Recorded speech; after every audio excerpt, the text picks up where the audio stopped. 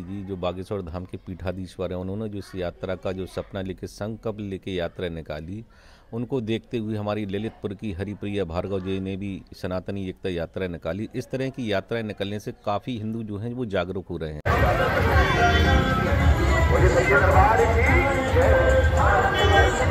आज इन यात्राओं से आपने देखा होगा जो धीरेन्द्र कृष्ण शास्त्री जी की यात्रा थी, उनमें बिन बुलाए भी लाखों लोग पहुंचे। तो इससे पहुंचने से भी ये है, अगर मान लो नहीं जागरूक होता तो कैसे पहुंचता? फिर जागरूक है तभी तो वहां पहुंचा है। आ रहे हैं हमारे धीरेन्द्र कृष्ण शास्त्री जी, मैं उनका बहुत धन्यवाद करना चाहूँगा।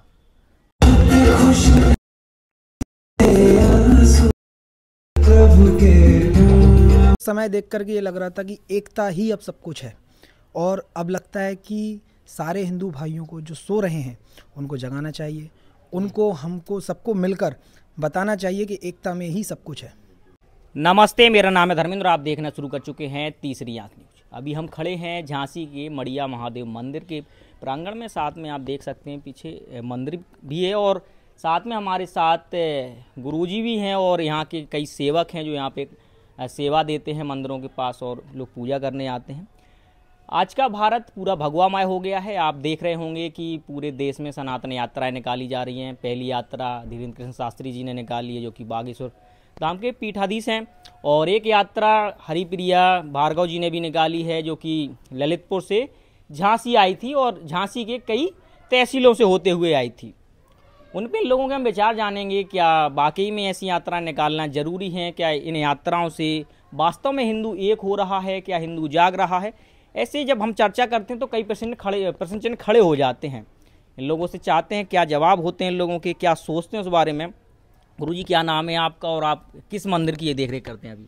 नमस्कार भैया धर्मेंद्र जी, सबसे पहले तो मैं आपका बहुत बहुत धन्यवाद देना चाहता हूँ जो इस तरह की यात्राओं के लिए आप जागरूक हैं। मेरा नाम मनोज कुमार गुरुजी है, मैं मन कामेश्वर शिव मंदिर का पुजारी हूँ जी। जैसे कि सबसे पहले हमारे धीरेन्द्र कृष्ण शास्त्री जी जो बागेश्वर धाम के पीठाधीश्वर हैं, उन्होंने जो इस यात्रा का जो सपना लेके संकल्प लेके यात्रा निकाली, उनको देखते हुए हमारी ललितपुर की हरिप्रिया भार्गव जी ने भी सनातनी एकता यात्रा निकाली। इस तरह की यात्राएं निकलने से काफ़ी हिंदू जो हैं वो जागरूक हो रहे हैं। आज के दौर में जो हिंदू एक हिसाब से सोता जा रहा था, इन यात्राओं को देखते हुए वो काफ़ी जागरूक हो रहे हैं, और आगे भी अगर इस तरह की यात्राएं सभी निकालते रहेंगे तो जो बचे हुए हिंदू हैं वो भी जागरूक हो जाएंगे। इन यात्राओं से काफ़ी हिंदुओं में जागरूकता फैली हुई है। तो क्या लगता है इन यात्राओं से हिंदू मतलब एक हो जाएगा?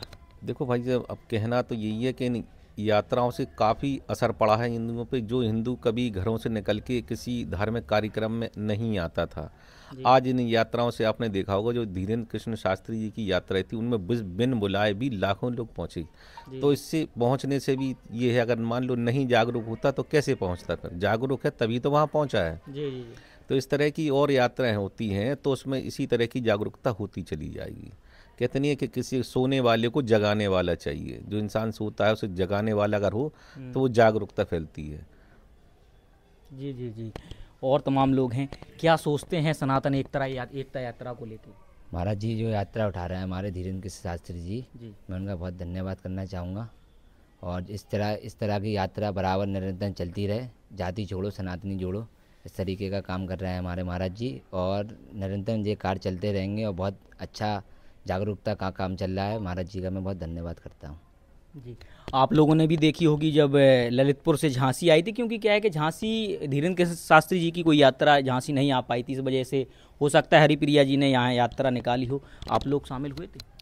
जी, उस समय मतलब ये समझ लीजिए कि शामिल हुए भी थे, और वहाँ जब देखा तो ऐसा लगा था कि अब हमें लग रहा है कि हम सब हिंदू भाई या सारे सनातनी भाई हम एक हैं।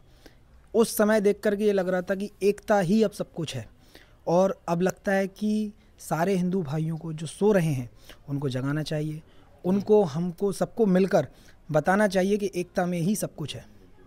जी, आपने धीरे धीरे सबको सुन लिया है। क्या सोचते हैं आप लोग, युवा हैं, क्योंकि क्या है कि ये कहते हैं कि जो अनपढ़ लोग होते हैं वही धर्म की ओर भागते हैं और वही बरगलाए जाते हैं, ठीक है, क्योंकि जो पढ़े लिखे लोग होते हैं वो शानदार तरीके से ऑफिसों में दफ्तरों में काम करते हैं, और आप लोग झंडा लेके निकल पड़ते हैं सड़कों पे।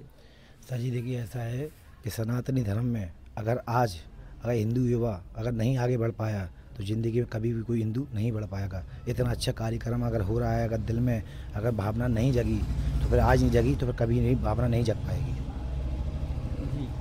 आपने धीरे धीरे सबको सुन लिया। ये सभी लोग मड़िया महादेव मंदिर से जुड़े हुए आसपास के सभी मंदिरों में लोग अपने सेवा करते हैं और इनकी राय आपने जान ली। फिलहाल ऐसी और वीडियो तमाम देखने के लिए आप चैनल को सब्सक्राइब कर लें। मेरा नाम है धर्मेंद्र, कैमरे के पीछे ईसा। धन्यवाद। सनातन सांस्कृतिक संघ द्वारा सनातन एकता यात्रा जो 29 तारीख को ललितपुर से शुरू होकर अभी 2 दिसंबर को यहाँ झांसी में समापन हुआ है। इस यात्रा ने कम से कम 11 डिस्ट्रिक्ट और 400 से ज़्यादा किलोमीटर की यात्रा की है, जिसमें हमें सभी धर्मों के लोगों का बहुत सहयोग मिला है।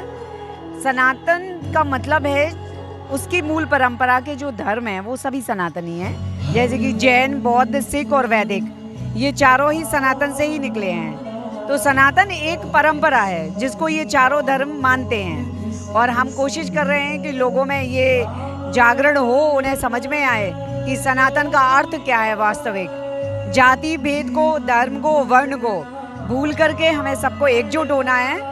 इसी उद्देश्य के साथ, संदेश के साथ हमने ये यात्रा निकाली है और जो बहुत ही सफल रही है। हमें सभी का बहुत बहुत सहयोग मिला है, जिसके लिए हम सभी का अभिनंदन करते हैं।